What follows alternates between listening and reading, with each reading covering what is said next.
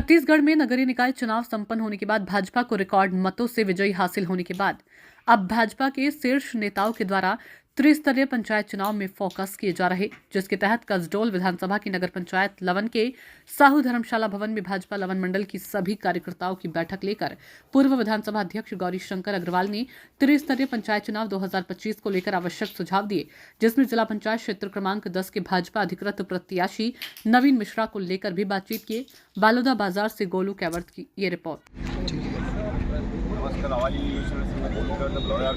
हम इस वक्त मौजूद है नगर पंचायत लवन में, यहाँ पे वर्तमान समय में नगरीय निकाय चुनाव संपन्न होने के बाद में त्रिस्तरीय पंचायत चुनाव जोर शोर से जारी है, जिसको लेकर के पूर्व विधानसभा अध्यक्ष गौरी शंकर अग्रवाल जो भाजपा के वरिष्ठ नेता भी हैं और दिग्गज भी हैं, और तमाम जो रणनीतियाँ तैयार करने के लिए आज एक सामूहिक बैठक भी रखा गया था। उनसे हम जानने का प्रयास करेंगे कि त्रिस्तरीय पंचायत चुनाव को लेकर के किस प्रकार से रणनीति है और उनके पार्टी से ऐसे कौन कौन से प्रत्याशी जिसको अधिकृत तौर पर चिन्हांकित करके क्षेत्र में भेजा गया है। आइए उनसे जानने का प्रयास करते हैं।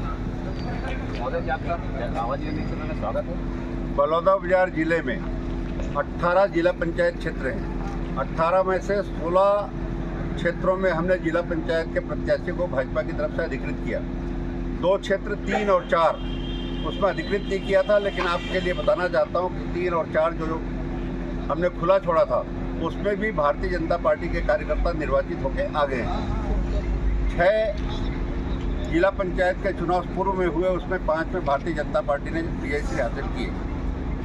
आने वाले समय में बाकी जितने भी जिला पंचायत क्षेत्र हैं 12, हम लोग पूरी ताकत लगा करके अपने कार्यकर्ता जो भारतीय जनता पार्टी का प्रतिनिधित्व कर रहे हैं, जिला पंचायत का चुनाव लड़ रहे हैं, उन सबको जिताने के लिए एक एक भारतीय जनता पार्टी का कार्यकर्ता पूरे जी जान से लगा हुआ है।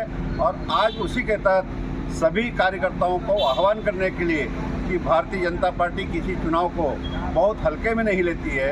आप सब अगर सामूहिक रूप से प्रयास करेंगे तो निश्चित रूप से नगरीय निकाय के चुनाव के जो परिणाम है उसको हम दोहराने में सफल होंगे।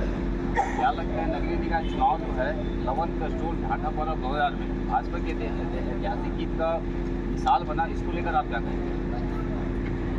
मोदी की गारंटी और विष्णु का सुशासन। हमने विधानसभा चुनाव के पहले मोदी की गारंटी जनता के सामने रखी थी।